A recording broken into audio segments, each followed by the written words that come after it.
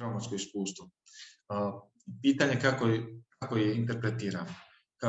Znači, kad doživimo traumu i kad imamo reakciju, ne znači da ta reakcija, ljudi koji imaju posttraumatski rast, ne znači da to nije bolno. Ne znači da je to poželjno samo po sebi. Znači, trauma nije poželjna sama po sebi. Međutim, kad se već desi ovo što ste rekli, već se desila, pitanje je šta ćemo mi s njom učiniti, kako ćemo se postaviti prema tome. Znači, kad se posvetimo na nekoj dubljoj analizi, možemo pronaći i smisao u toj traumi, možemo pronaći na neki način određene signale i sagledati kako da ih iskoristimo. Znači, i ovo što sam negdje spomenuo, znači, ljudi iz traume izlaze na nekoliko načina jači.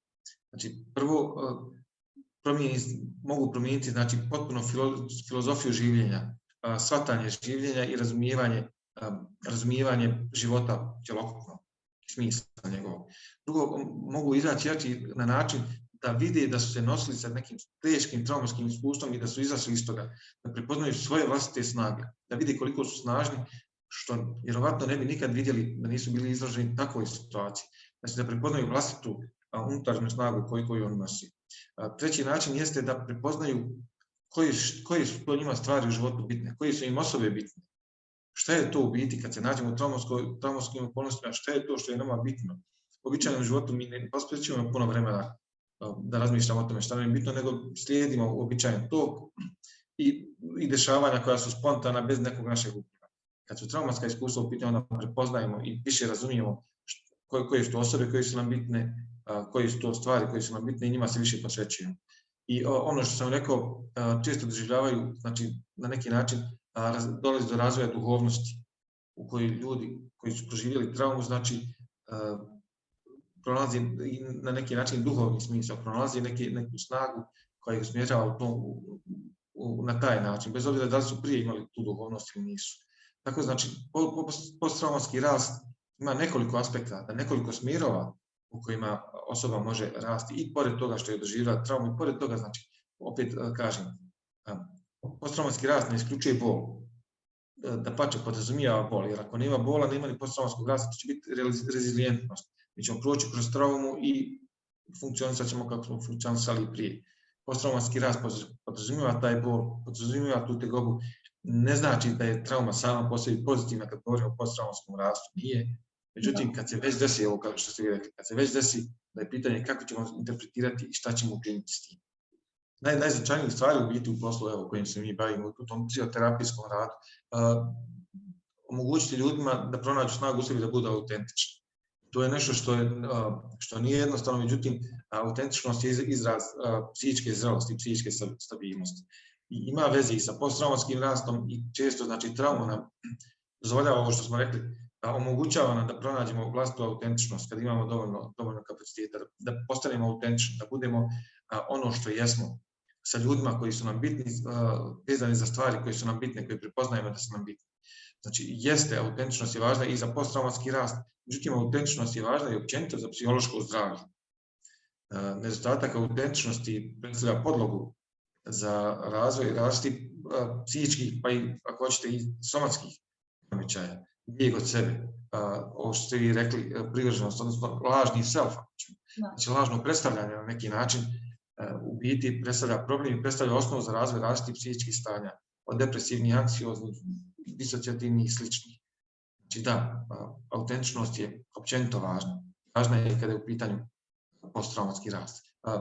U biti trauma je ona koja skida, koja razbija u stvari te maske koje smo mi postavili i omogućava nam da budemo ono što jesmo i da se suočimo sa nekim stvarima, jer od kojih bježimo da se suočimo. Kad se suočimo sa traumom, onda vidimo da su mnoge stvari koje su nas se činile teške, ogromne, loše, učine se na neki način malim, sitnim, beznačajnim i da ih možemo lakše ukloniti sa svog puta i postati autentični. Jeste, autentičnost je važna i za posttraumatski rast, ali važna je općenito za psihičku stabilnost i psihičko zdravlje. Koji govori o velikom džihadu. Džihad je često koncept koji se pogrešno tumači. Veliki džihad u biti je borba sa samim sobom i to je najvažnija stvar u toj borbi, ako ćemo prevesti kao borba. A mala borba je u stvari borba u bitkama, u ratovima i sl. Borba sa samim sobom je ono što je najveći izazov i što je najteži, a na što smo pozvani, da se borimo sa samim sobom. Ili ako ćemo sa psihološkog negdje ovog aspekta, ima jedna misao Jungova koji je rekao da će čovjek lakše doprijeti do mjeseca nego što će doprijeti do samog sebe. I da, ljudi su otišli na mjesec, međutim nismo doprli u sami sebe jer je to vrlo teško. Zato je to velika borba. Da. Da. I to je u principu taj hadis koji ste spomenuli, to je najvažniji aspekt, jeste džihad sa samim sobom. U biti, to je taj koncept koji je negdje pogrešno se tumači kod muslimana i kod nemuslimana. Znači, borba sa samim sobom i postajanje autentičnim, ako ćemo prevesti tu borbu sa samim sobom, postajanje autentičnim, postajanje onim što jesmo u biti. To nije nimalo jednostavno. Naravno, civilizacija negdje zahtijeva od nas da mi negdje potisnemo neke stvari koje mi nosimo, neke lične potrebe, lične zahtjeve koje bi bile individualističke, da ne živimo u društvu, da ne živimo u civilizaciji. Međutim, važno je prepoznati te neke stvari i biti iskren s njima. Autentičnost na neki način sinonim je iskrenost, istinitost, biti istinita osoba, biti ono što jesmo. Kad ste spomenuli Scott Peck, mislim da je on negdje u jednoj od svojih knjiga pa napomenuo kao da je jedna od najznačajnijih stvari koje ljudi mogu učiniti za sebe, jeste da krenu na psihoterapiju. Psihoterapija ne podrazumijeva samo rad osoba koje imaju neku poremećaj, psihički poremećaj ili nešto slično, nego može samo značiti rad na sebi ka većoj zrelosti, ka većoj autentičnosti, o čemu smo govorili. Znači, to je u biti psihoterapija. Psihoterapija nije samo rad sa poremećajima, rad sa bolešću i slično. I postoje ljudi koji se javljaju koji su prilagođeni životu, ako ćemo tako to definisati. Znači, prilagođenost kao normalnost, pod navodnicima kao zdravlje, koji su prilagođeni, ali se javljaju na psihoterapiju. Međutim, postoji stigma, postoji negdje, pogotovo u našem društvu, strah od osuđivanja drugih, od toga kako će nas drugi doživjeti ako se javimo na psihoterapiju. Međutim, ja često koristim da je, nažalost, veliki broj ljudi se pati, a može im se značajno pomoći, a ne moraju se patiti. Upravo zbog te stigme, što bježe od tog negativnog obilježavanja, da će im neko prikačiti neku etiketu, da su poremećeni na ovaj ili na onaj način i onda ne potraži pomoć, što je šteta. Prvo ne potraži pomoć da sebi olakšaju, drugo, kako vrijeme prolazi, ako postoji zaista neki poremećaj, kako vrijeme prolazi, onda on se hronificira. Kako se hronificira, onda ga je teže tretirati, teže izaći iz toga i zahtjeva više vremena da se to uradi. Tako da psihoterapija jeste važna, jeste poželjna,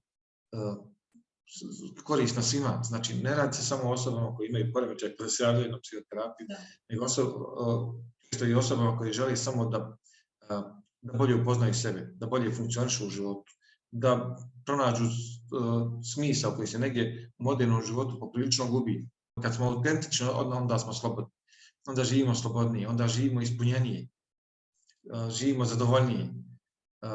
Čak i kad nema određenog poremećaja, mada to potiskivanje i ignorisanje tih stvari, stresnih stvari ili nekih drugih dešavanja, znači to ignorisanje može dovesti vrlo često i dovodi do poremećaja, ali i kad ne govorimo o poremećaju, znači narušava kvalitet života u mnogo aspekata, u mnogo domena i nesposobnost da otvorimo tu temu, da porazgovaramo o tome sa nekim koji je stručan u toj oblasti.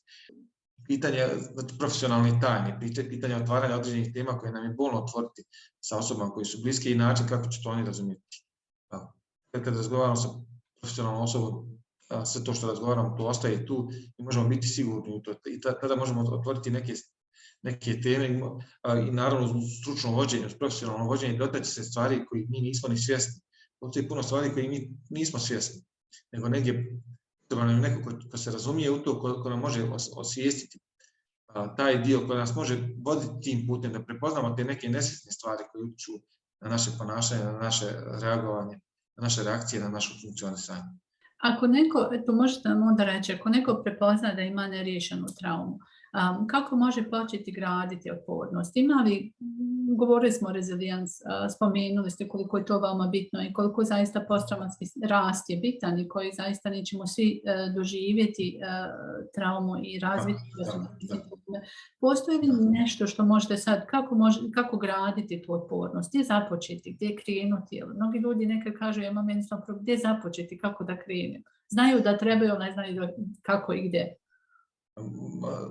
Ako ćemo o ovom pitanju, dozvolite mi da negdje krenem sa historijatom posttraumatskog stresnog poremećaja, jer ima poveznica. Znači, već dugo je poznato da osobe koji su izložene teškim traumatskim iskustvima razvijaju određene simptome tegobe koji im se vraćaju štovima, koji promijene se u svom načinu reagovanja u relacijama sa bliskim osobama.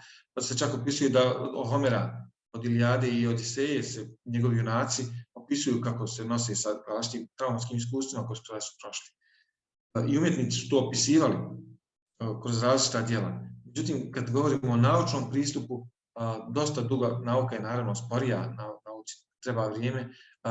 Relativno kasno je PTSP uvršten u klasifikacije, u nešto što se može postaviti kao dijagnoza.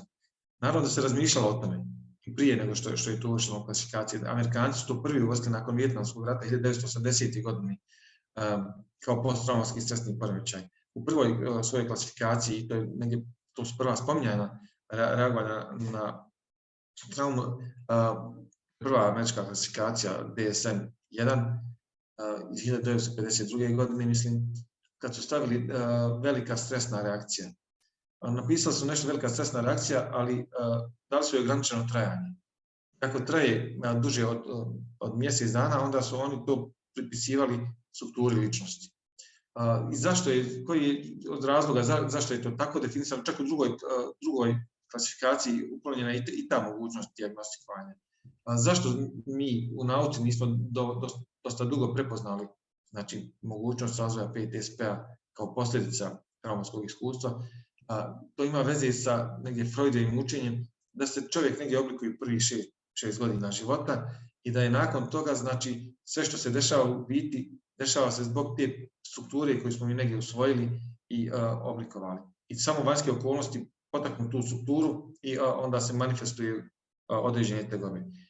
Negdje smo isključili iz svog načina posmatranja reagovanja na traumatske događaje da sama trauma, bez obzira na strukturu ličnosti, može dovesti do promjena. Naravno, ovisno o intenzitetu traume. Niko ne zanemaruje te predtraumatske faktore, niko ne zanemaruje ličnost. Međutim, sama trauma, sam način kako se ona odvijela, sam način kako smo poslije prihvaćeni i doživljeni nakon traumatskog iskustva od strane okoline, sve to utiče da se razvije jedan sasvim novi poremećaj koji se sad zove posttraumatski stresni poremećaj. To Freudovo učenje da negdje struktura ličnosti određuje sve naše buduće reagovanje, buduće posljedice, nas je sprečavalo da to razumijemo. Sad ću vratiti na ovo vaše pitanje. Vrlo često i vrlo značajno kako ćemo razviti tu vlastitu rezilijenciju, kako ćemo razviti vlastite kapacitete da se nosimo sa traumatskim iskustvima, ima zaista veze sa djetinjstvom. Ima veze s tim kako smo odrastali. Naš odnos prema našoj djeci, naš odnos, znači, prema njihovom odgoju, podrška koju im dajemo, sposobnost da ih razumijemo, da im budemo oslonac, da oni prođu najadekvatnije kroz različite faze u djetinjstvu.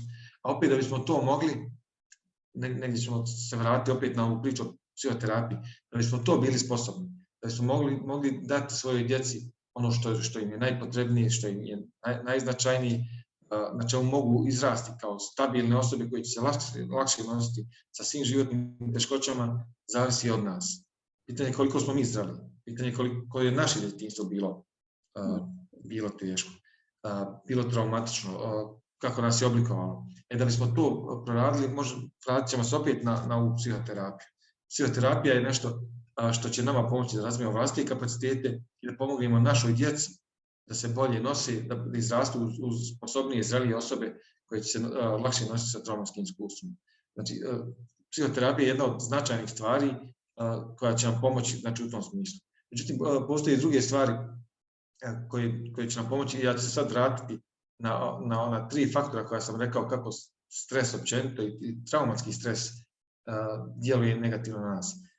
Jedan je, znači, kako doživljavamo traumatsko iskustvo, da li je ono jače od nas ili mi imamo kapacitete da se nosimo s njim.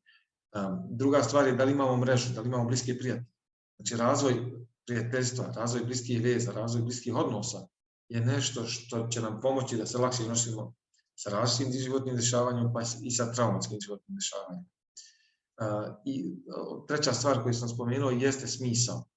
Znači, pronalaženje smisla u vlastitom životu, pronalaženje smisla u vlastitom djelovanju. Omogućava nam da se, znači da bez obzira na kakvu traumatsku situaciju da naiđemo, bez obzira na kakav problem da naiđemo, kad pronalazimo smisao u tome, puno se lakše nosimo s tim. Kad naš život postane smisleniji, ako hoćete se vratiti na izraz autentičniji, lakše ćemo se nositi sa različitim životnim nedaćama i problemima. Znači, smisao i odnosi, prijateljstva, mreža i rad na sebi su stvari koje će nam pomoći da se lakše suočavamo sa traumatskim iskustvima, sa negativnim općenito životnim iskustvima i da iz njih na neki način čak i profitiramo. To čisto naglašavam klijentima, vraćanje u djetinjstvo ne znači da mi želimo nešto, kada razgovaramo, kada promišljamo, kada se vraćamo, da su roditelji nešto loše uradili, već jednostavno nisu znali bolje, nisu znali drugačije načine, a mi imamo tu sposobnost sad. Da, ako sam razumio, vrlo često klijenti dožive kao ta tumačenja i doživljaj svog djetinjstva kao kritiku roditelja. Što stoji s tim, naš odgoj je vezan za naše odgajatelje, to su znači uglavnom roditelji. I sva naša iskustva, većina naših bitnih iskustava je vezana za njih. Naravno da će tu biti i negativna iskustva i zajedno i sa pozitivnim. I da često postoji taj stav negdje da ljudi ne želi da govore o tome jer će to biti kao kritika na roditelja. Ne radi se o kritici, nego radi se o iskustvu. Radi se o nečemu što se desilo. Koji su razlozi zašto su određeni roditelji ponašali se na ovaj način i koja su to njihova iskustva, ovo što smo malo prije rekli, njihovo djetinjstvo, kako je njih oblikovalo i kako je njihove roditelje oblikovalo pa da su prenijeli na njih, mi to ne poznajemo dovoljno. Međutim, ovdje se radi o nama, u psihoterapiji se radi o nama i to je negdje važno naglasiti. Ne radi se ni o roditeljima, ne radi se ni o drugim osobama, nego radi se o nama da vidimo kako su ta iskustva utjecala na nas i kako su oblikovala nas. Ne radi se o kritici bilo koga. Djetinjstvo je važno, iskustva i djetinjstva su važna u smislu kako će nas oblikovati, kako ćemo mi izrasti osobe i kako ćemo naučiti da se nosimo sa životnim nedaćama i problemima. A ne znači da mi kroz to kritikujemo roditelje, nego samo sagledavamo kako je bilo naše djetinjstvo, jer u psihoterapiji opet podlačim. Radi se o nama, ne radi se o drugim osobama. Druge osobe su tu u kontekstu da bolje razumijemo situaciju, da bolje razumijemo sebe, ali se ne radi o njima. Kad ste rekli, svi roditelji su željeli najbolje, ima roditelja koji nisu željeli najbolje, razumijemo i taj dio. Međutim, opet ne radi se o tome da ćemo mi njih mijenjati, nego ćemo vidjeti kako je to iskustvo utjecalo na nas i šta mi možemo učiniti. Slažem se, većina roditelja da želi najbolje svojoj djeci, misli najbolje svojoj djeci. Da li će to biti najbolje, da li će to biti ono što u biti djeci treba, to ne znamo. Istraživanja o transgeneracijskom prijenosu traumi, to su najviše radili u Izraelu. Preživjeli holokaust, da su prenijeli tu traumu i transgeneracijski na generacije koje su došle na svoju djecu. Kroz različite načine, nisu morali čak ni govoriti o tome, ali svojim ponašanjem, svojim pristupom, svojim reagovanjem na određene okolnosti doveli su do razvoja traume kod njihovih potomaka. Tako da postoji nešto što se zove zaista transgeneracijski prijenos trauma. Iako te osobe znači, nisu doživjele holokaust, recimo, ali imaju reakciju na holokaust kao da su ga preživjeli, traumatsko reagovanje. I mi ti priče usvojimo kao da su naše, ili mi smo i čuli. Da, stoji, znači, taj dio da su njihova iskustva oblikovala, da traumatizirani roditelji, jedna grupa klastera simptoma jeste znači to ponovno proživljavanje i numbing, odnosno nemamo adekvatan prijevod, jeste hladnoća, jeste udaljenost, jeste distanciranost, jeste zaključanost emocija. Tako da roditelji koji su imali traumatska iskustva imaju tu blokirane emocije koji ne mogu ih podijeliti, iako bi i željeli, ali ne mogu ih na adekvatan način podijeliti sa bliskim osobama, sa svojom djecom. Djeca ih često iritiraju, djeca ih često smetaju, djeca, iako ih vole, ne mogu da podnesu, da provedu dovoljno vremena s njima. I u našoj kulturi gdje su djeca značajna, gdje se djeci posvećuje dosta pažnje osobe koje nakon traumatskog iskustva ne mogu više da pokažu tu bliskost, ne mogu da pokažu takve emocije i one same pate, a i djeca imaju te posljedice. Tako da u tom kontekstu, vezano za vaše pitanje, često pomaže i klijentima našim kad razumiju roditelje, a pogotovo kad je u pitanju trauma, kako je to bilo njihovo traumatsko iskustvo, kako je trauma njih oblikovala i neke je onesposobila da daju emocije i kako to može ostaviti traga na njih. Da, važno je razumjeti naše roditelje, važno je razumjeti čak ako postoji taj transgeneracijski prinos traume, zbog čega je došlo do toga i kako je došlo do toga. Znači da nije to nešto što je namjeravano, nego jednostavno trauma je oblikuje nas i kroz nas oblikuje i naše potomstvo. I što više pričamo te priče, što više u principu razgovaramo, više saznajemo o sebi. Da li možemo reći koji je put ka autentičnosti, ka sebi? Upravo to, da bismo to mogli, valja nam biti autentični, valja nam biti sposobni da se iskreno suočimo sa nekim stvarima koje nisu jednostavne, koje je puno lakše bar na izgled lakše ignorisati, nego suočiti se s njima, nego ih otvoriti. Međutim, autentičnost je važna stvar i u ovom kontekstu. Da možemo dotaći se nekih bolnih tema, bolnih pitanja i otvoriti ih i po mogućnosti razriješiti. Nije jednostavan proces, ne znači da nema bola, međutim da možemo iz toga izaći jači, možemo. I ne izađu svi ljudi jači iz toga i to postoji, neki razviju traumu zbog različitih faktora, međutim da možemo izaći jači, možemo. Često klijentima kažem, bez obzira koliko disfunkcionalno nama to sve gledalo i koliko nas to kada sagledamo na porodice, na naše odrastanje, na to sve, ali to je dio naše priče, to je dio nas. I kada to prigrlimo, možemo da se pokrenemo. Sad ste mi posjetili, kad ste spomenuli tu disfunkcionalnosti,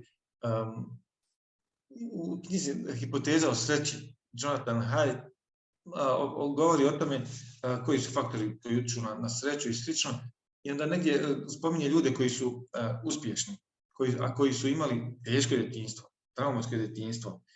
I vrlo često ljudi koji su visoko uspješni jesu imali različite traume tokom svog odrastanja. I negdje po nekim tumačenjima, znači, a oni koji su imali sasvim ugodno djetinjstvo, vrlo često ne iskoriste sve svoje potencijale, sve svoje kapacitete koje imaju. I po nekima, sad ovo je malo kontroverzna tema, ali ću se dotaći,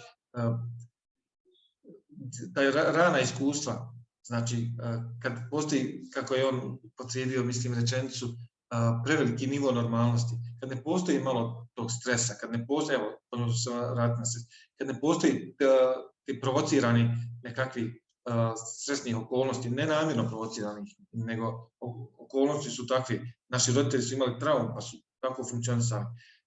Osobe koje su imale takvo nekako iskustvo, vrlo često iskoriste većinu svojih kapaciteta koje imaju. Oni koji nisu imali takva iskustva ne iskoriste sve svoje kapacitete iz nekih razloga. Tako da ta disfunkcionalnost, kad smo se već dotakli, ta disfunkcionalnost ne mora za posljedicu imati disfunkcionalnost, nego može za posljedicu imati povećanu iskorištenost naših kapaciteta, povećanu razvijenost naših sposobnosti koje negdje nosimo, ali kad nemamo tog poticaja, ponovno ću se vratiti na stres. Znači, nepostojanje stresa dovodi do dosade, do besmisla, bar određenog nivoa stresa, do besmisla i do neaktivnosti. Određeni nivo stresa, optimalan nivo stresa, dovodi do optimalnih performansi, do naše optimalne angažovanosti, optimalne uključenosti. Kad taj nivo pređe, taj optimalni, kad je na način ekstreman u intenzitetu ili ekstreman u trajanju, onda je to nešto što nas iscrpljuje, što dovodi do sloma i što dovodi do drugih problema. Znači, određen nivo stresa je koristan. Zbog toga istraživači sad koriste i sva, što smo rekli, eustres, uobičajen stres, čak na neki način i poželjan stres. S druge strane, distres je ono što nas je slomilo, što bi rekao Nietzsche. Ono što nas slomi, onda ne učini nas jači. Ali ovo što nas ne slomi, iako je stresno, učini nas jači. Može nas učiniti jači. Može, ali evo pitanje je šta ćemo s tim uraditi. Da, ja ću ovdje za kraj komentirati što me jedan moj klijent nasmio. On je zaista, kada sam ga pitala za traumatska iskustva, misleći na rat, i on je naravno proveo u logoru, ali on je tako mene pogleda, kaže, da je samo rat, pa najzdravniji smo dok sam bio u maminom trbuhu, još jedna. Ali on je tako to energično rekao, i sjećam se kroz razgovor i baš prošle sedmice kada smo razgovarali sad o ovome stanju, naravno ljudi koji su proživjeli bilo kakve traume, posebno ovoga kao što se sami naživjeli, to su već velike traume, doživljavaju naravno sad sa svim ovim slikama rata, sa ovim svim stresom, od same korone pa sad sa svim ovim, naravno stres se povećava, osjećaj, gubitak kontrole. Međutim, on je jednu značajnu stvar u prošle sedmice on rekao, on kaže, ja se ne brinem toliko za sebe, ja se više brinem za ove mlade ljude, za svoju djecu. Mi se znamo, to je rekao nekako, znamo se snaći, znamo i preživjeti. I to je ono što naučimo kroz to, ali upravo to što ste sad rekli, previše normale, previše sve što je bilo. Pravo što on kaže, mi znamo preživjeti, naučilo me to, bez obzira na stres, svjestan je sveg tog. Međutim, to naučuje preživjeti. I onda on kaže, oni ne mogu da im isključi struju i telefon, da rekao da će biti u cijelom kolapsu. Paradoksno, ali zaista je tako. Da, jeste. To bi... Ja, ako mogu sada kad se spomenuli klijente, napadam nekoliko. Ima jednu klijenticu, često spominjem to, da je došla nakon jedne značajne traume u vrlo lošem stanju i kroz vrlo relativno brzo vrijeme oporavila se i onda često ponavljala, život je čudo. Kao nije vjerovala da se može oporaviti, nije vjerovala da može tako dobro funkcionisati i onda kad se stabilizovala, kad se oporavila, ponavljala život je čudo i to mi negdje uvijek ostalo u glavi. To je druga klijentica koja je imala upravo jedno traumatsko iskustvo, jedno pritvaranje neopravdano na jedan brutalan način, koja je bila potpuno slomljena. I kad smo radili i prošli kroz čitav taj period i kad se izborila sa svim tim, izašla puno jača, na početku također nije mogla vidjeti izlaz, jer trauma nas ostavi u takvom stanju da smo negdje zablokirani, da smo zaključani, po nekima i zaključani u tom stanju koji se stalno vrti u našoj glavi. Međutim, kad izađemo iz toga, kad prođemo kroz to, još kad dobijemo satisfakciju vanjsku, jer ona je uspjela da pobjedi na neki način čitav sistem i da postavi istinu na vidjelo, izašla je puno jača, puno zadovoljnija i ispunjenija svojim životom. Tako da iz traume možemo izaći jači, što ne znači da je trauma nije bolna, da neće biti bola, da neće biti borbe da izađemo jači, ali možemo izaći jači. Da, i to sa ovim život je čudo što mi se veoma sviđa. Onda bi završili ovaj naš razgovor, da ostavimo na takvom tom lijepom, da zaista Allah ne daje ništa ono što nije dobro za nas. A taj drugi aspekt, sretni ljudi i kako biti srećni i kako iskoristiti taj posttraumatski rast, ostavit ćemo za neki drugi razgovor. Ja vam zaista zahvaljujem dr. Bečiroviću na ovako ugodnom razgovoru i veoma informativan razgovor. Sigurno sam ne samo meni, a i mnogim mojim klijentima i ostalim ljudima dobro doći. Hvala vam. Hvala vama. Da, pa ćemo se Da, to ćemo dogovoriti. Još ćemo se dogovarati. Još ćemo se dogovarati, definitivno. I razgovarati o narcizmu i sreći i mnogim drugim interesantnim i korisnim temama. Prijatno i poštovanje. Salam alejkum.